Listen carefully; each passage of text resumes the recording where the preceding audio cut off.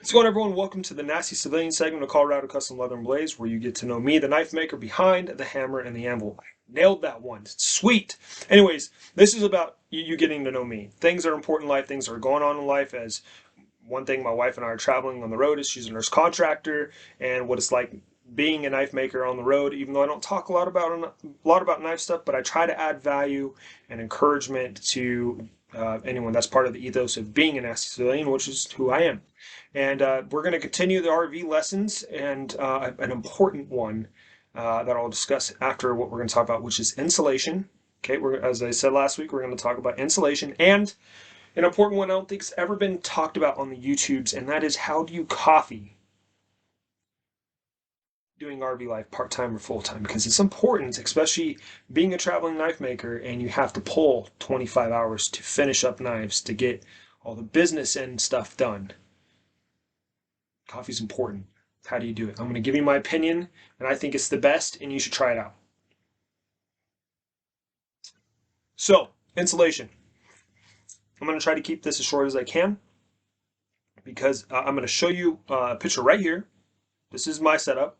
I'm not going to show too much because I don't want to give the location away where I am. It's just a security thing, okay? But it gives you an idea of what it looks like, and this is pretty much 75% of the people around me and what theirs looks like. The only difference thing is my wife and I decided to do something different with our insulation board, which I'll talk about. So, insulation. Um, to give you an idea of why this is important, if you are someone that likes to fish, hunts, does winter camping, or you know, horseback riding in the wintertime to campsites, logging sites, whatever, you know that having the proper gear with you is paramount because it will help you not be in a really bad situation. And why I say that is because cold is not fun. Cold can come with all kinds of consequences, and the RV is not excluded from that. RVs can get extremely cold if you don't have the proper insulation, or you just buy one of the normal, or not the normal, sorry, the newer ones out there that are, anywhere from a 2019 up to 2022. Okay, and you want to drop 50, $60,000 on it because it has all the new bells and whistles and the heated, insulated blah blahs. Okay, but if not, you got to insulate some way, shape, or form. Either do the skirting, which I don't know is going to be equal or worse. I'm just thinking, the tarp basically material, rubber material that's the skirting is like that thick. Insulation board is an inch to 3 inches. I think maybe even thicker for some. But I'm just thinking insulation board just will do a better job. But that's me. So, insulation board. First thing we're going to talk about. Have a budget. I about 3 videos or so ago. You want to make sure you have the budget for winter RVing. Okay. I forget what my wife and I spent, but you want to have more board, not just exactly what you needed, because you don't know the situations like windstorms come up and you have to make a quick fix, or other things come up like you need to insulate your water spout that's coming out of the ground so it doesn't freeze. You want to have stuff left over for repairs. Like as I said, windstorm comes up, cracks one of the panels, and you can't justify just throwing some HVAC tape over that. You just have to replace the whole thing. You don't got to go to the store. For some places, the stores are far away and it's not convenient. But if you buy enough material on hand to just be able to do the fixes yourself, or not the fixes yourself, but right away, you're good. Um, but that's just something to think about. The other thing is, I was thinking about how I was going to do this video today, and it just really dawned on me, and I think my wife talked about it a little bit. We're going to be traveling, we're going to be full-time RVing after May. Either we're waiting a contract in Colorado somewhere or traveling somewhere around the United States. So we're going to be doing another winter, maybe even a two. And we I don't know how much of our insulation board we can use to the next site, because not every RV site, this is something to pay attention to, is the same. Like for example, my tongue is like 33 inches above the ground, and my tail of my camper is like maybe 20. That's a huge angle difference. Not every RV site's going to be like that. Our RV site kind of goes at a slope, goes flat, and then goes at a slope again.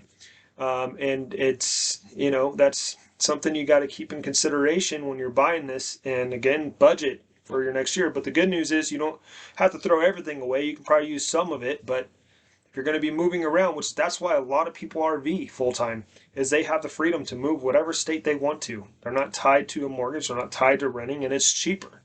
So if you're planning on just moving all over the place, that's a factor to consider. How much of the board you're going to be able to use at the next site for the next winter.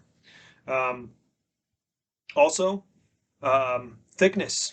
So my wife and I are from Colorado. We're here in Utah on her contract, and I would still say Colorado's colder, but it definitely has been so far this year where we live, and the area we want to, we're praying about, and we feel like God's telling us to move to in Estes is definitely not going to be warm. I mean, it's been in the 20s this past week with single digits at night, feeling like negatives. So if your RV is not insulated, it's going to be cold. And if you don't want to burn through a bunch of propane, you need to insulate. So just keep that in consideration. So we went with 2-inch thick insulation board. Again, how much we're going to be able to use of that next winter, don't know. But plan according, just like that example I gave. If you're a hunter, fisherman, winter camper, whatever it might be, you always pack the gear according to the environment you're going into. Look at the environment you're going into. Study the winter from the last year. The Farmer's Almanac, if you want to, for this year. When you get there, talk to people that's been there for a few years. There's people on our site that's been there for a decade or more. They have porches built off of their trailer. I mean, it's some awesome things to see how people have been creative. Or they'll build literally permanent skirting around it with 2x4s and plywood and then put the insulation there. I mean, there's been some pretty cool things we've seen, and I've seen. But keep those things in mind. Plan accordingly to where you're going when it comes to insulation. I would say insulation board is going to be better than skirting. I don't know. Maybe we'll go down that road. Maybe you guys can give a comment on what you think, or maybe you are a full-time RVer and you can tell me, nope, skirting is awesome. Okay, check. But another idea we have. So pretty much when it's cold, we'll run the propane heat until it gets to a comfortable temperature, and we almost have our fireplace space heater on all the time, and it gets hot in here. I mean, we are well insulated.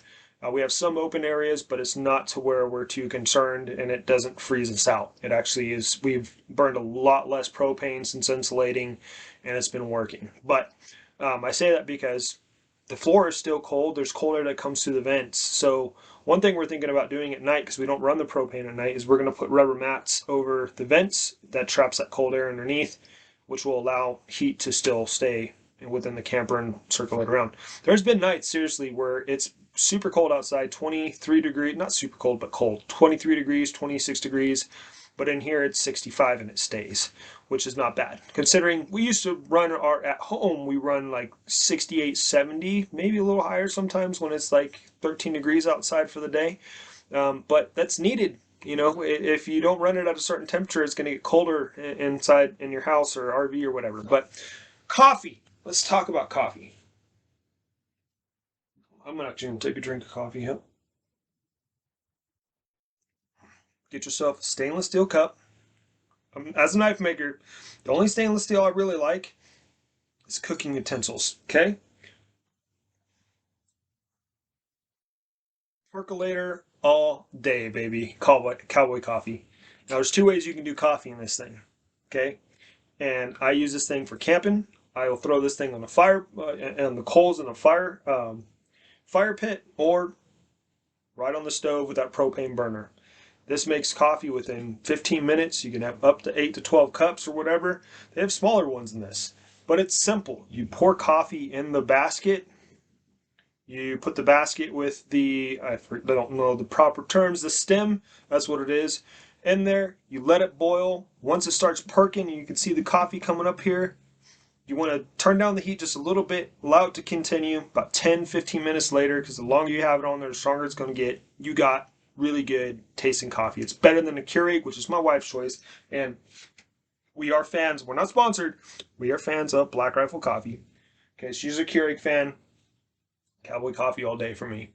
Best tasting coffee. I don't do creamer and stuff anymore. So drinking it black, it's freaking awesome. Now, with stainless steel cup, if your coffee gets cold, all you do is just put it back on that burner a little bit because you can't throw it in the microwave. I guess that's why you have ceramic coffee cups. But whatever.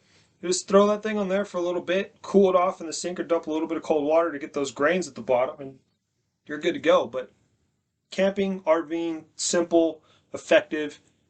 Don't have to worry about filters. You just got to clean it out every now and then and get coffee, grounds. So that is my preferred method of coffee. What is yours? I think, when we were packing up things, I was like, she's bringing her Keurig. We're not bringing the coffee pot. I'm bringing my percolator. Because part of our trip here, traveling, was we were camping along the way, kind of. And I wanted to have coffee, and we didn't want to run the battery in the truck or run the batteries on our tongue for, oh, I can't think of what it is. But you don't have to. You just fill that thing up with water and coffee grounds, fire, propane, whatever. You got coffee. So that is my preferred way. And that's what helped me, even though I drank Black Rifle coffee through those 25 hours. Cowboy coffee is my preferred go-to. Guys, God bless. Don't forget about the verse this month, which is Philippians 4:12 through 13. I know how to be brought low, and I know how to be abound, and in any and every circumstance I have learned the secret of facing plenty and hunger, abundance and need. I can do all things through him who strengthens me. So, all right, guys, God bless. We'll see you guys after my wife and I get back from Mexico.